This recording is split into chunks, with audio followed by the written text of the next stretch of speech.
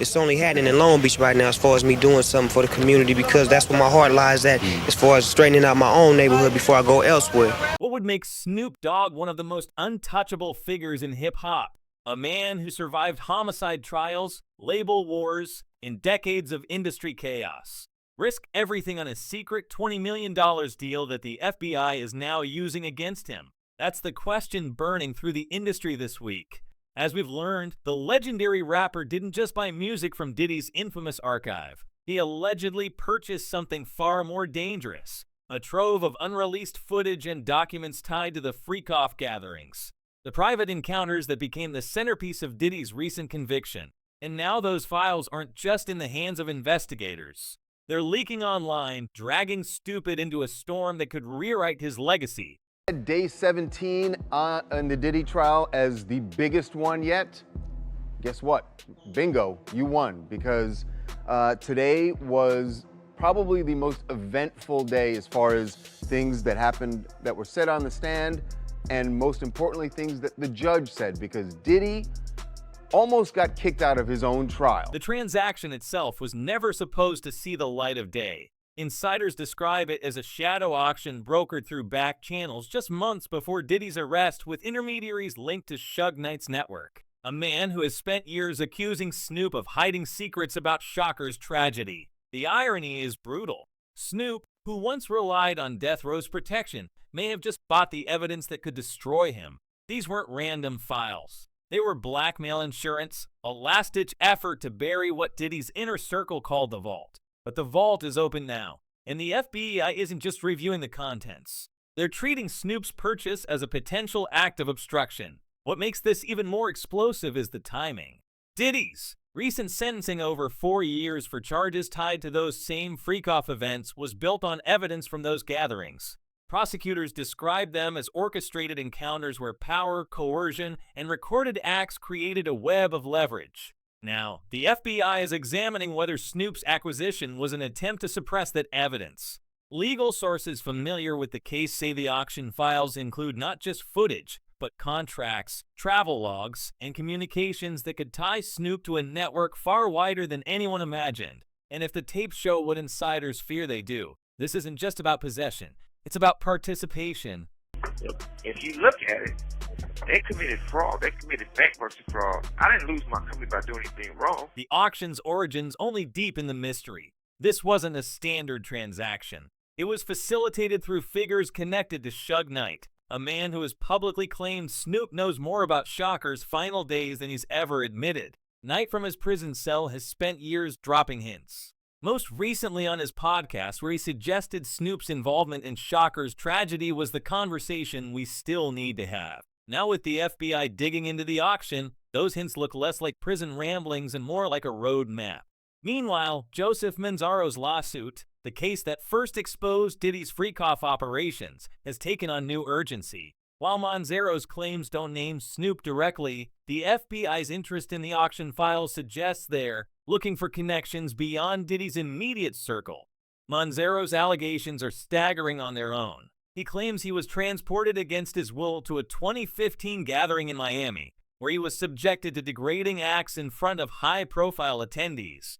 His lawsuit originally named Beyoncé and Jay-Z as witnesses, though those references were later removed. But the core accusation remains that Diddy's events were not just a private indulgence, but a system of control with recorded footage used as leverage. Now, with Snoop's purchase of that very footage, the question isn't just what he knew, it's what he was trying to hide. And why, after decades of avoiding legal fallout, would he gamble on a deal this risky unless the stakes were existential? So he got off like a fat rat in a cheese factory. But for a dude like Diddy going to jail and spending all that time, you know, I'm not saying it's going to be rough or nothing like that, because his former president of Bad Boy, Kirk Burrows, with the federal jail. You understand? Lil' Kim with the federal jail. The legal fallout is moving faster than anyone predicted. Diddy's sentencing last month was a turning point, with the judge calling his actions subjugation and warning that his influence made him a persistent danger. But the real bombshell came when prosecutors revealed they had interviewed over 50 victims and witnesses, with more coming forward daily. Their case relied on financial records, travel logs, and most damning, the videos from the freak-off events. Now, with Snoop's name tied to that same archive, the FBI is treating his purchase as a potential link in a chain of obstruction. If the files contain what investigators suspect, Snoop isn't just a buyer, he's a participant in a cover-up that spans decades. And then there's the Suge Knight factor. The former death row boss, currently serving a 28-year sentence, has spent years taunting Snoop from behind bars, most recently claiming he has proof Snoop's ownership of death row records is built on lies. But his latest podcast episode went further, suggesting Snoop's purchase of Diddy's archive wasn't just about blackmail, it was about survival. He knew what was in those files, Knight alleged, and he knew if they ever saw the light, it wouldn't just be Diddy going down. Knight's credibility is questionable, but his timing is impeccable. The FBI's interest in the auction files suggests they're treating his claims as more than prison art gossip. When you get to be the age that we at, and you get to become as successful as we are, you have to start doing some things that matter for the future. The irony is that Snoop's legal troubles were already mounting. Just last year, a Jane Doe lawsuit accused him of misconduct at a 2013 concert after-party, alleging he and an associate coerced her into private encounters under the threat of industry blacklisting. Snoop's team dismissed the claims as a shakedown, but the case never went away. Now, with the FBI examining his purchase of Diddy's archive, that lawsuit takes on new weight. Was it an isolated incident or part of a pattern? And if the archive contains similar allegations, how many more Jane Does are out there? The auction itself was a masterclass in discretion. Sources say it was arranged through a network of intermediaries with payments routed through shell entities to avoid detection. But the FBI's financial forensics team has a way of unraveling even the most careful schemes. And the timing just months before Diddy's arrest suggests Snoop wasn't just buying memorabilia. He was buying silence. The problem in the digital age, silence is a temporary commodity. The moment those files hit the dark web, the deal unraveled. Now the FBI isn't just reviewing the contents. They're tracing the transaction, and that trail leads straight to Snoop's door. What's most chilling is how this connects to the broader landscape of hip-hop's darkest secrets.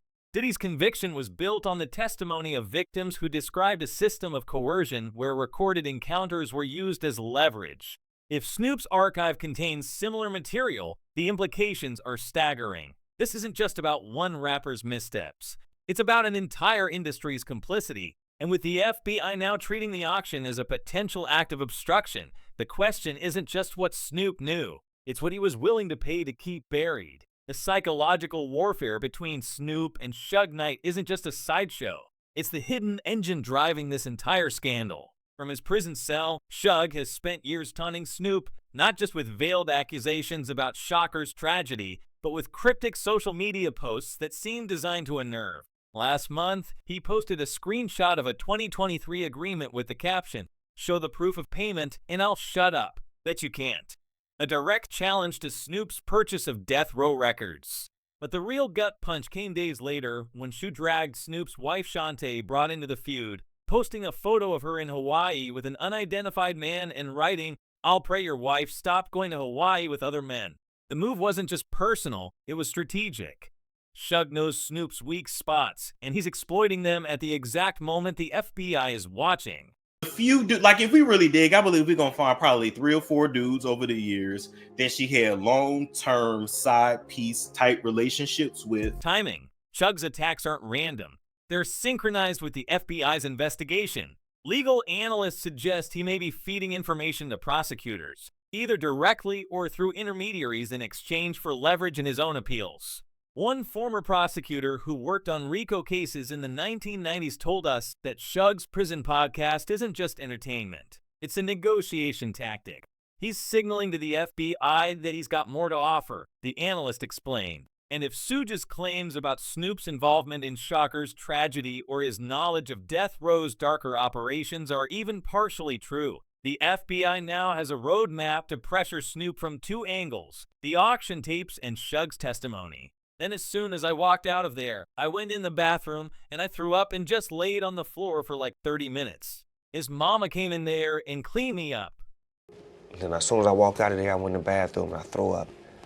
He just laid on the floor for like 30 minutes. His mama came in there and cleaned him. But here's the twist. Chug's endgame might not be revenge. It might be survival. Sources close to Knight's legal team say he's been pushing for a reduced sentence, arguing that his cooperation could bring down bigger names. And if Snoop's $20 million purchase was indeed an attempt to silence Shug, it's backfired spectacularly. Instead of burying the past, Snoop may have given Shug the one thing he needed to stay relevant, a bargaining chip.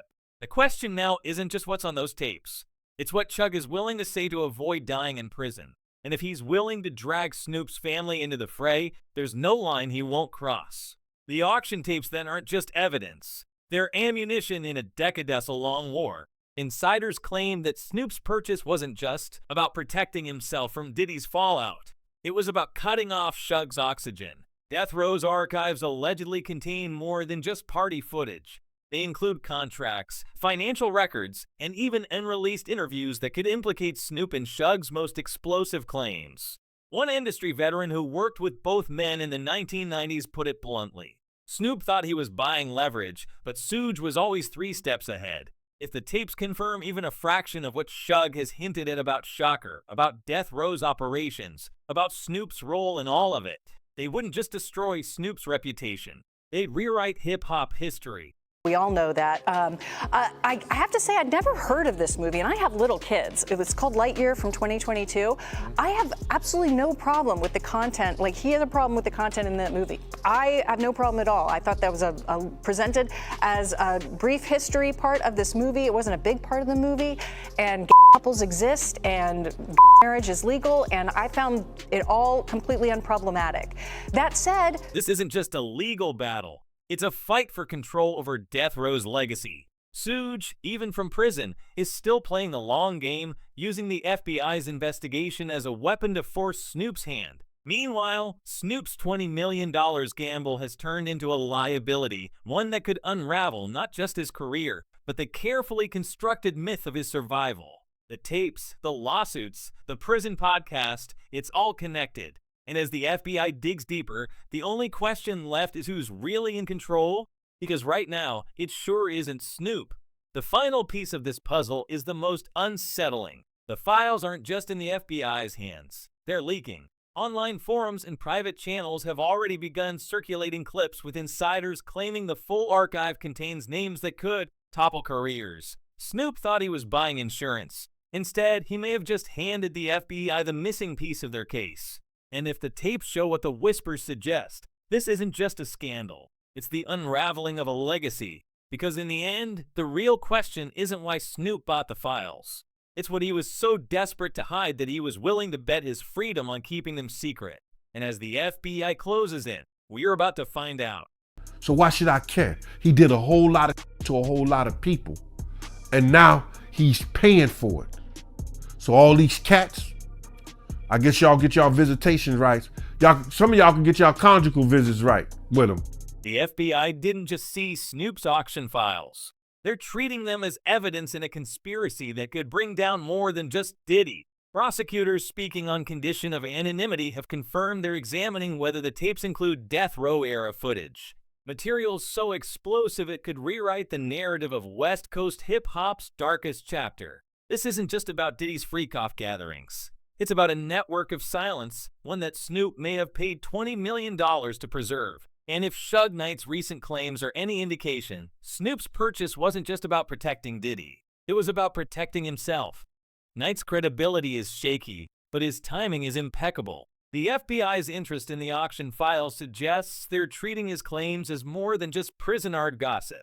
What makes this even more chilling is the psychological layer. Snoop's team thought they could control the narrative, that by buying the archive, they could bury the past. But the moment those files leaked online, the FBI had something far more valuable than rumors.